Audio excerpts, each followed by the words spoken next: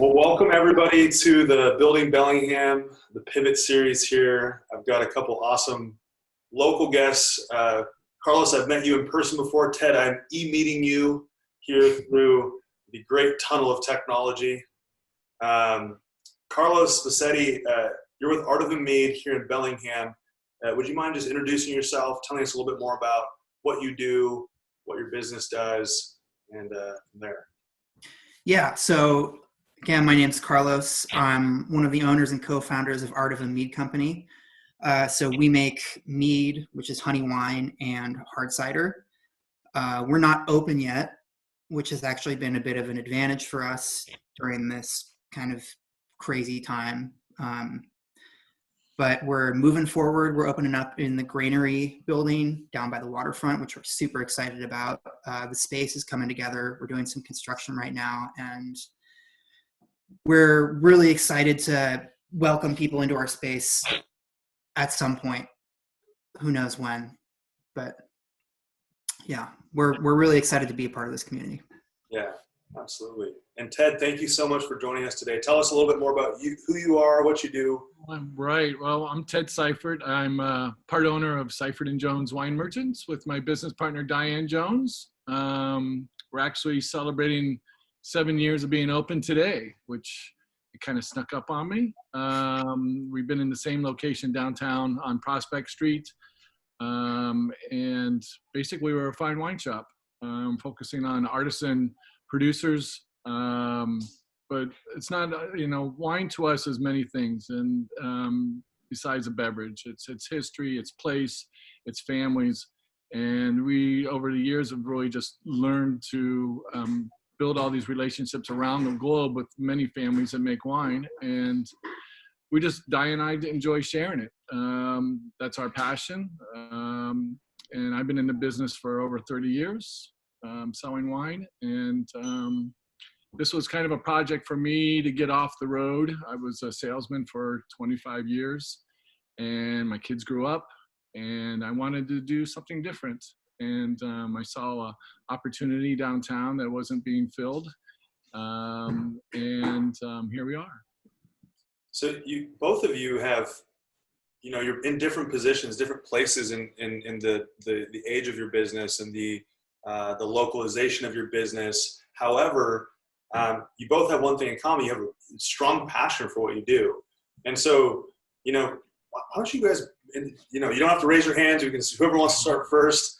But tell me a little bit more about and maybe Ted, if you want to start off with, how did you start being maybe it's a corporate world in sales and your love for wine?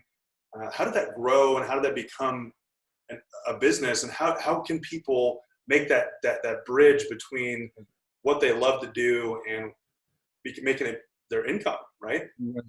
Well, it's a leap of faith. And I'm a true believer that all entrepreneurs, it's about passion and it's about knowledge. And there's no way that we would be sitting here talking today if Diane and I did not have the knowledge walking into our business. To us, it is number one. If we did not live and breathe the wine business for the last 30 plus years each, we would not have had the tools to make this happen. And it grew from there. I grew up in the restaurant business and then in the wholesale import side. And it's about relationships. And that's definitely our success, I believe, with our store is we have success with our customer base. They realize that our service is far above anything else in town, and they know that when what we say is truthful, and we've earned it.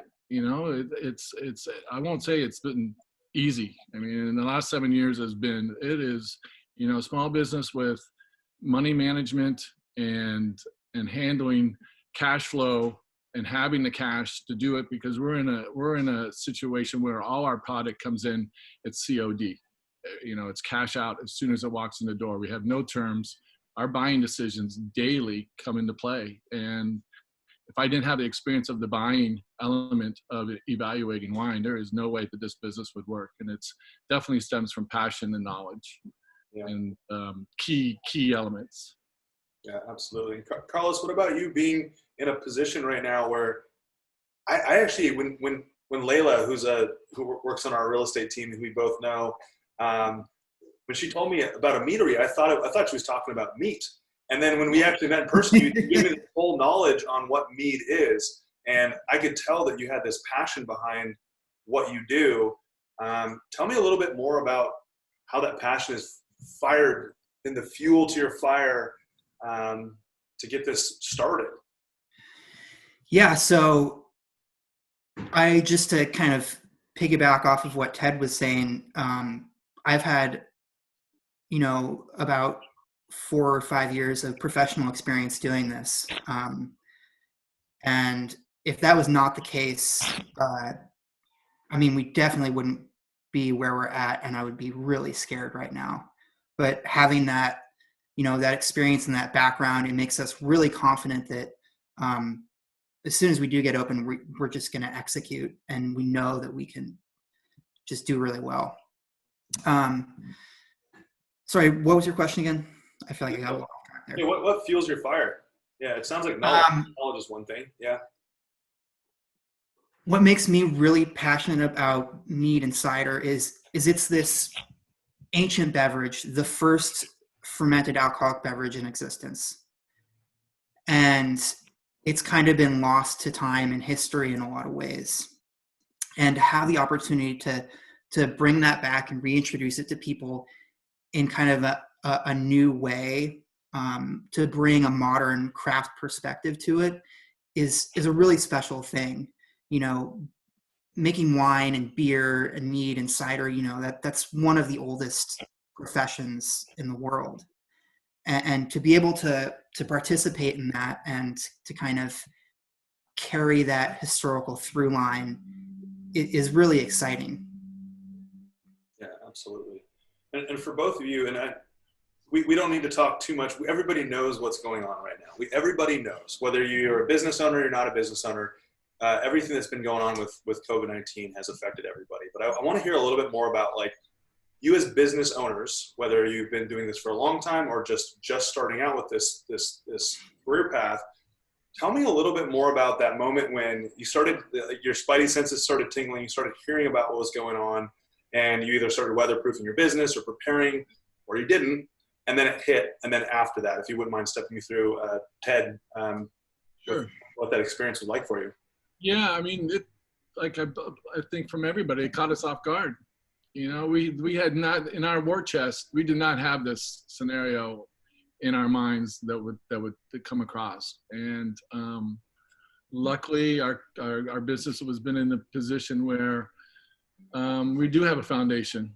And so we did have a foundation to be able to, we followed the governor's guidelines and we closed. Even though as a business we could have been open, but we felt that we weren't prepared for it, the safety, the health of our employees, ourselves, and our customer base. So we decided to go ahead and close. And I think it was a smart move. I would do it immediately once again, because we did not know the elements that were coming our way. And it was good for us to back off, evaluate, and I still don't know where we're going, but we did have to, in that process of 6 weeks of being closed, we instantly changed our direction. Like the sign behind you, pivot. We had to pivot. And we built our shop. We did not want to be an online shop. We wanted to be a local shop for local Bellingham people to come in and talk to us. It was no desire to do an online sales. And 2 weeks, 3 weeks into this, we felt, you know what, we're going to have to go online. That's the only way we can do it. Luckily, we had the team, the tools to put it together swiftly. And now we opened May 1st, and with all our safety precautions, and we're busy. We're very busy. Time has shown in history when troubled times come, people want something happy in their life, and wine is one of those elements. And I'm proud of how we did pivot. It's the system is working. We had to change all our systems, and it was stressful, but at the same time, we're up and running, and our customer base has responded. They're loving the new website. They're loving how easy it is to maneuver. And the only thing now is how do we reflect our service through a website? And I'm struggling with that. That's a difficult situation where we were one-on-one before. Now we're not one-on-one. You know, they're just looking at our shop online, and the personality, how do we work our personality into that? And that's our next progress. What we're working on is how do we transpire that? And that it's going to be interesting. Well, it's the education and the relationship with the client, which is so important in both of your businesses. And you know, Carlos, you were talking about something similar where Mead, you know, people like I didn't really know much about Mead. I've read about Mead in, you know, books, but I know wine, but I don't know anything about wine. So much like about what you guys do is the education and the relationship, right? And so, Carlos, for you not being open yet, what was that like for you trying to, like, what is this process like for you right now, trying to figure out that education piece for people that may not even know what Mead is?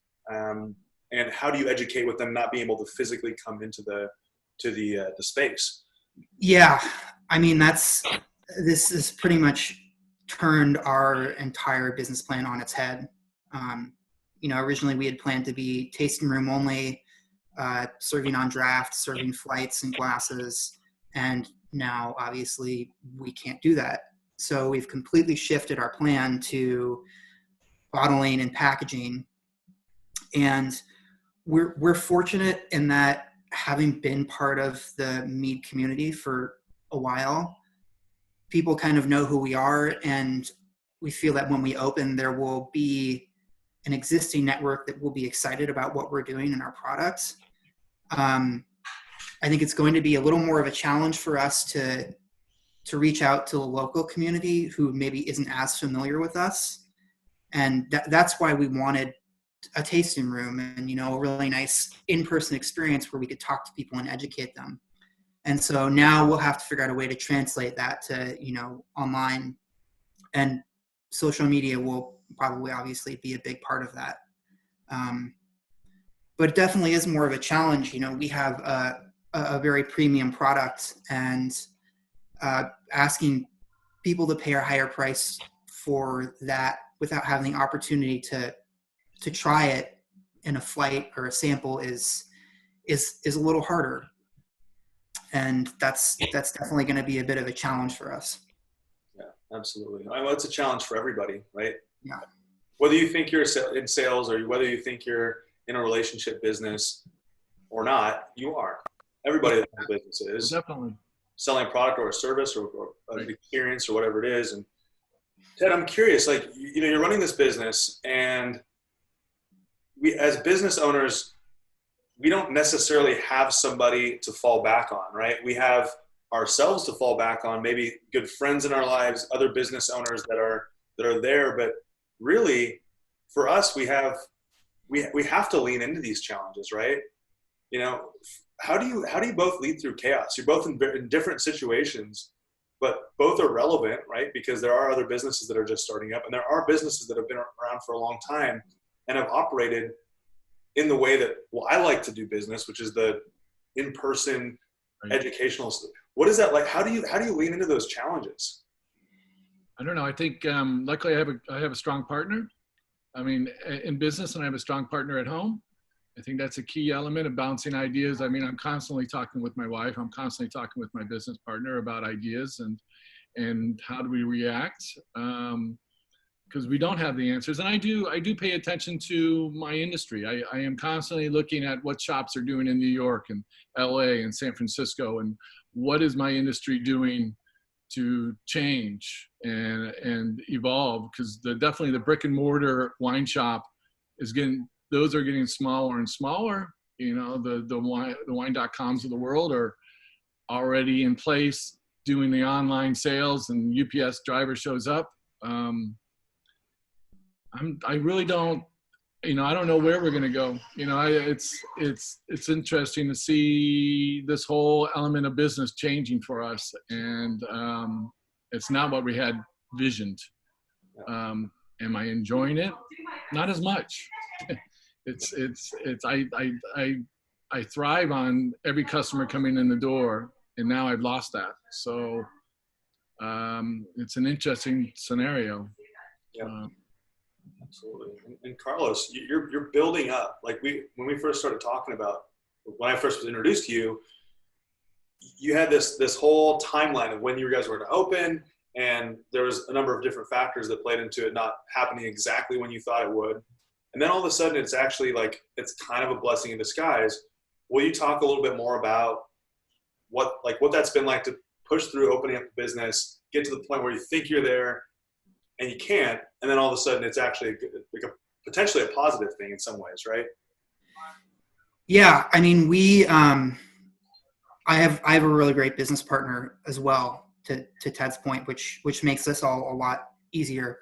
But I mean, we try to find the positives in everything. We've had a lot of delays. We would have loved to be open, a year ago. That didn't happen for a lot of different reasons. But yeah, I think that not being open right now is kind of a positive. We don't have to be as concerned about shifting our business model on the fly and, being worried about employees or ourselves or our customers, getting sick is a good thing. That would be pretty stressful. So, I mean, we're really excited to open and, take all the proper precautions and everything. But ultimately, I think we're going to come out the other side stronger. Yeah, definitely. And Ted, if you want, just step me through, and for people, many people know what you do, but for those that don't know what a wine merchant is and part of your process when someone comes in the shop, maybe share a little bit more about, I walk in your shop and I don't know anything about wine. I know red and I know white, and I know rosé. What would the conversation be like if I walked in the door, and what is that experience like? Well, definitely it starts from my sales training that I had in the past. Sales is about listening and paying attention, and each customer is totally different, and not to sit there and put them in a cookie cutter of how they look or whatever, because there's people that come in with t-shirts and flip-flops, want fine wine, and there's people that are dressed up to the nines that are looking for a value wine. You cannot sit there and identify a customer when they walk in the door. And it's, first of all, show a smile, welcome to the store, explain how the situation and how the store is set up, and if they have any questions, we'd be happy to walk with them. Sometimes they want us to talk, sometimes they don't want us to talk to them, but listening to them, paying attention to them. And I think that's the rule right there, is to follow that line. And, then we go to the path of direction with them, what they're looking for. What are they doing with it? Is it a gift, or is it for dinner tonight? Is it a special moment? Right down the line of questions with them. And we walk through them. And we walk through the store, we give them many options. And I try to follow their price point. I want to make sure that they feel comfortable. Yes, there are some high-end wines in my shop, but there are also a lot of great daily drinkers under 15. A lot of people don't realize that we have, and that's the bulk of our business right there. So it's listening. I think that's number one. Listening to your customer, smile, greet them. Anybody that comes in the door and teach or treat every customer exactly the same. And kind of hard to do sometimes when you're in the holidays and we're really busy and we're jamming and you're tired. You've been there 7 days a week for the last 2 months. And we get a lot of customers that come in at that time of the year that never been in before. So it takes a little bit more energy, but listening, paying attention. Yeah, absolutely.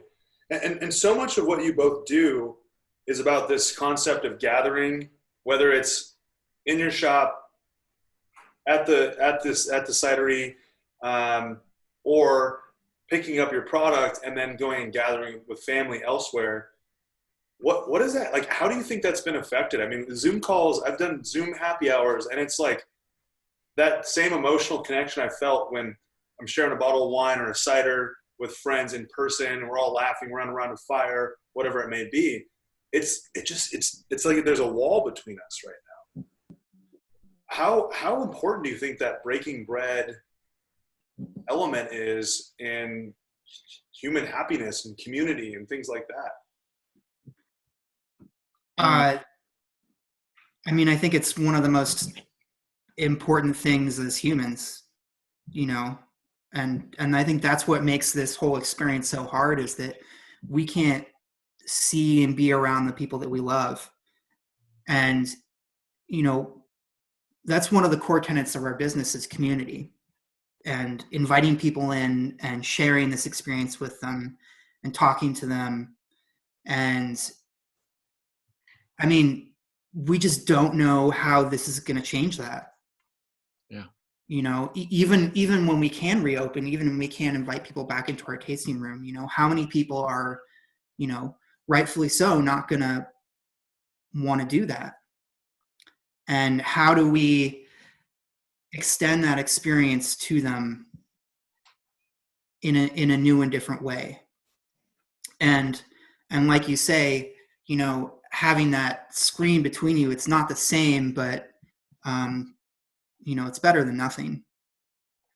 Yeah. And so I think that for those people that don't, are maybe in a more vulnerable population, or just aren't going to feel comfortable going out and being around other people for a while, is still inviting those people in and making them part of the experience. And it's, I think it's inevitable that some things are going to change and it's going to be different. And, but we have no idea how. So I think, just like Ted was saying, listening to people and paying attention and hearing what they want, maybe they want, Facebook and Instagram live, tastings or walkthroughs of our space or gatherings, or maybe they want something different. Maybe they just want us to, do a 2-minute video every day, checking in. But I think it's our job just to listen to people and hear what they want and try to meet them there. Yeah. So, I mean, so much of it is not necessarily about what our beliefs are necessarily, but it's about having grace for other people's beliefs, right? Oh, yes, definitely. And yeah, Ted, maybe talk a little bit more about, I mean, wine and mead both have been, such huge parts of our civilization. Yeah, definitely. Carlos mentioned it. I mean, it's one of the oldest professions on the planet, and that's the connection. I think that wine is so deep with so many, and mead with so many elements, like I mentioned, locations, place, family, farming, history, art, music. It all encircles everything. Food, family. That's the beauty of these beverages, that it's not just something that you drink. It's deeper than that. And people have relationships with brands. Once a brand has you, especially in the wine world, people are pretty loyal and they stay with you. I'm loyal with a lot of my producers because I've known them for 30 years. I've seen their children grow up. I've seen multiple generations farming. That's what makes me tick. And when you look at that aspect of the industry, there's a lot to look at. Yeah, definitely. And I want to touch back a little bit on. We talked a little bit about what it's like to lean in. You guys have these awesome business partners, and I surround myself with some pretty amazing people as well that I can bounce ideas off, or whether it's my wife or at the office, I have good people as well. But what's for you as people? What's your constant? What's the thing that when things get crazy at work, where whether Ted's at during the holidays or Carlos is has this deadline getting ready for for opening? What are the things that you can go back to personally that allow you to disconnect a little bit and get regrounded? I'll let Carlos start. For me, it's going out into nature. I've spent a lot of time, and previously I worked in the outdoors, so it's going out into the woods with my dog, going on a hike, climbing a mountain. That really allows me to kind of recenter myself and check in and kind of slow down and relax. When I'm getting overwhelmed, that's kind of the first thing that I go to. I think that it's hard for small business owners to break away, and it'll kill you. I mean, physically, mentally drain you if you do not break away. And I definitely got deep into it in the first 3 years of my business. I was 24/7 working on it, and I learned with the help of my family saying you need to walk away a little bit. And so, I mean, we've always, like Carlos said, we're big hikers and love being outside. That's a key element. I ride my bike to work. That's an element for me that it washes things away, or I also think about things on my bike ride that help me be stronger. And but it is one of the hardest lessons to be able to, as a business person, to be able to walk away. And it doesn't come easily. I notice that with a lot of my clientele that are retiring, and they've worked their entire life, and for them to stop, it is hard for them to stop. Some deal with it very well, some not so well. And we're kind of, you get in that element where you're working, and you have to find a way out. As much as you love your passion, there are other things that you need to look at, and it's important. Yeah. Oh, I'm going through that right now. I'm totally going through that trying to find that balance right now. And for the local business owners that are watching this, and people that see somebody and they don't necessarily understand what they're going through that runs a business, I can totally relate to that. And I think that part of it is that you kind of have to be obsessed with what you're doing. There has to be some level of passion, can sometimes be perceived as obsession, right? And you guys are both clearly, in a positive way, obsessed with what you do. You wouldn't be where you are right now if you hadn't been that. But yeah, it's like, where do we get a break, especially in a time where things maybe slow down a little bit, and we're just like, well, I have to just push the dial up to 150%. I have no choice. This thing relies on us, right? Yeah. What's that experience been like for you both, with either getting prepared to hire employees or having employees? What is that like for you? How important are they to your business? For us, that's a new concept for us. Our first hire was, I think, 2 years ago, and before it was just Diane and I. We did it all, and boy, what a big relief. I mean, employee management, because we had no employment booklet. We had no procedures written. It was all in our heads. And so it made us look back at our business procedures and fine tune it, just because we did have employees now. And I can't run the shop without them today. It's too much business. But at the other side is we were in a position we're in an industry that has very lean margins. And, people think that the wine business was huge. Well, you got to sell a lot of boxes to make those dollars. And our business was not ready for employees for the first 5 years, easy. And I think that's part of our success. We were able to hold off as long as we could. And now that we're in it, it's a good thing. Yeah. Carlos, what about you? Well, for us, this is kind of, originally we had planned on hiring people when we opened, and now we probably won't, just because there's so much uncertainty, and we won't be probably running a tasting room, which takes a lot of time and people to do successfully. which is kind of unfortunate. We looked forward to, hiring people and creating jobs, and I think we'll get there eventually. But we're fortunate to have worked in the industry before, in this industry, and have a lot of experience with that. So we have taken this time and time before this to create a lot of those processes and procedures. And I think that's kind of one of our strengths, is we have a lot of this infrastructure behind us, so that when we do open and we are ready, we're very prepared for that. And I kind of want to dive back into the idea of like having that relationship with your client. Part of that is brand, and part of your brand is relationship, and part of the relationship is brand. For both of you, I know, Carlos, you've been working diligently on creating this really aesthetically beautiful brand, and then also having an experience attached to it, but you haven't had the ability to have that experience happen yet. And then Ted, for you, you've had this local brand for a long time, and this relationship with people. How important is that right now? Like, especially in like tough times, to have brand, and what does that mean?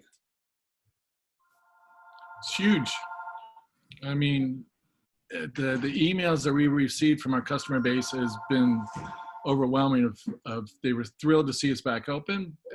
When we were closed, we were getting emails with them saying, "We're thankful that you're doing the right decision." And I just,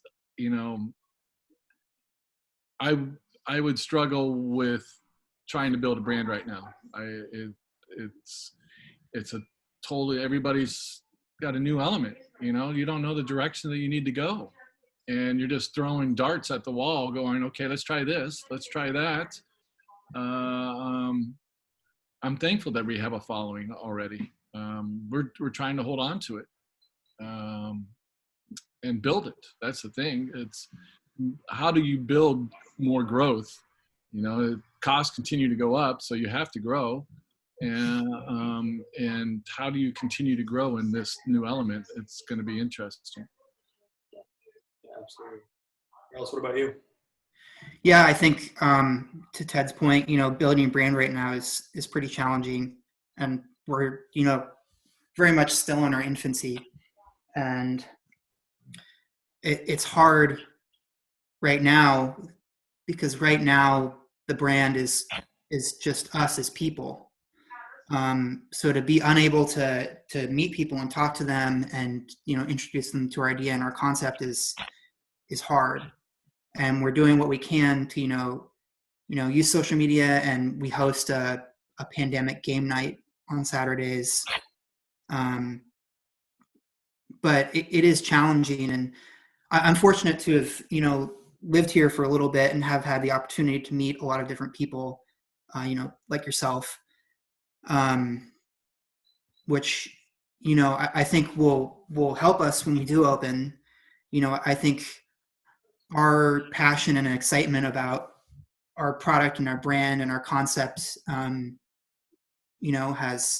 has translated pretty well to other people, and hopefully, when we are able to open, that'll, we'll be able to tap those people and try to have them help tell our story, because without being able to do that in person, at our tasting room, it's definitely challenging. Definitely. Yeah, no, both two different places, right?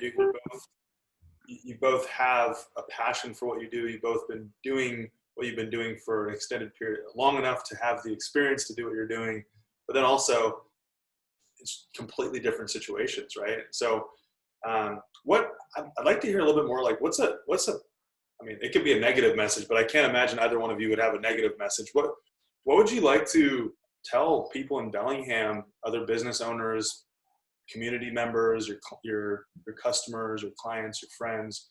What message would you like to give people? That's a good question. I mean, we're all there. I think we're all thinking the same thing. I mean, the message that we're trying to send now is that we're open. We're here. We're operating safely. And you can rely on us. We didn't take it lightly for being closed, but we knew it was the right decision. And I think that people responded to that. And once we were able to come up with a whole new system, rolling that out, I think explain that to our customer base that this is the new for at least for a little while. Hopefully we're going to welcome you back into the shop here sooner than later. But for the time being, we're here for you, and we're living through it together, right? And I hear it over and over and over again from customers asking, "Are we busy? Are you busy? Is everything all right?" And that just gives me chills, where my customer base cares about me so much that they're worried about our business, and they want to support us, and that's pretty powerful for Bellingham, and that's what we're here for, right? So, I applaud. I love that. I love that people in our community genuinely care. People in general genuinely care. Definitely. Yeah, but it's so amazing to hear it from when you know that other people's lives are so busy and they have their own chaos and probably 3 kids at home that they're homeschooled, whatever it may be. Right. Everyone has their reality, but they still care. Everyone cares. Right. Whether they or not. Yeah, absolutely. Carlos, what about you?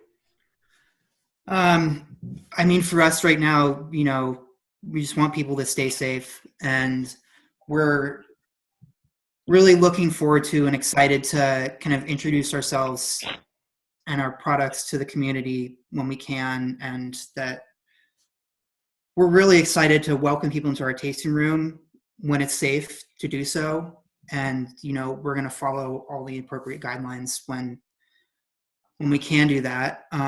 But we'll also be offering other options, curbside delivery, at-home delivery, online shipping. We're going to, even after things start to reopen, we're going to continue to offer those sorts of things for people who, are maybe in vulnerable populations or who just aren't comfortable with going out yet. So yeah, we really just want to meet people where they're at and get through this together. Yeah. And for those of you that do know these awesome local business owners, there's lots of ways that we can continue to support each other. Both of them are located downtown, core of our downtown.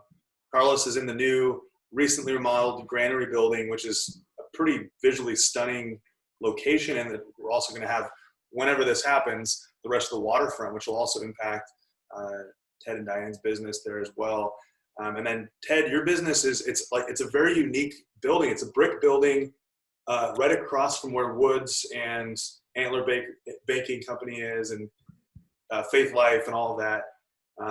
And so you're on the corner in a very unique building. You can't miss the building. Yeah, but we're also hidden, Yeah. which I enjoy, because when people walk in my door, they're there for a reason. It's not a lot of people walking by just strolling, and I like being hidden a little bit. It's a little gem. It's a really cool building, and I love this space. Yeah, being sought out, right? Yes, right. That's right. Cool. So for the people out there that might be winos, to the people that like wine but don't know much about it, like myself, what is your favorite? Like, what are some of the favorite bottles that you have in store right now that people can come pick up?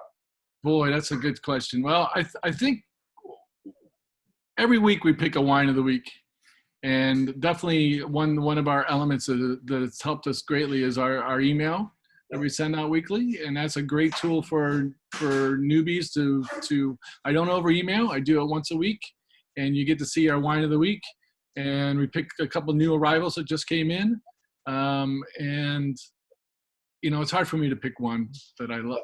I'm loving, because it's like children, right? Yeah. It's. I have a lot of producers that I love, and picking one that's a choice I do every day. So the answer is, what day of the week is it? What are you doing? Okay, I get it. Yeah. There's no firm answer on that. Yeah. Very good. And Carlos, I've actually had the Mead before. You've actually given away some at our clean water happy hours that we hold once a month at Overflow Taps. Delicious. Tell me a little bit more. What is your go-to? How can people find it? When will it be available? Well, you can't buy it yet because we haven't started producing. But if people want to support us, we have hats and patches on our website, artivem.com, ARTIVEM, and we would appreciate that. We're really excited about our blueberry coffee mead. We've had a lot of really positive response to that. We think people are going to be really excited about that. Really unique flavor, and that's a huge part of our business and our philosophy is using mead and cider as an avenue for creative expression and trying really cool and exciting new things so that when people do come into the tasting room, you can get a flight and it'll be different every time you come in. And that's really fun. And we can't wait to offer that to people. Variety. That seems to be the theme for both of you. I tried to lock you down both to what's your favorite one. One favorite. I love it. I love it. Well, thank you both for joining me today. For those of you that are watching, first of all, when Artivem is open, go check it out. And we'll make sure that everyone knows about how to get in touch with Carlos and get in the tasting room and get more educated on what mead is and what flavors. And if you want to know wine, I mean, who better to talk to than Ted? I mean, go into the shop, go online. So it would be Seifert and Jones. It was sjwinemerchants.com.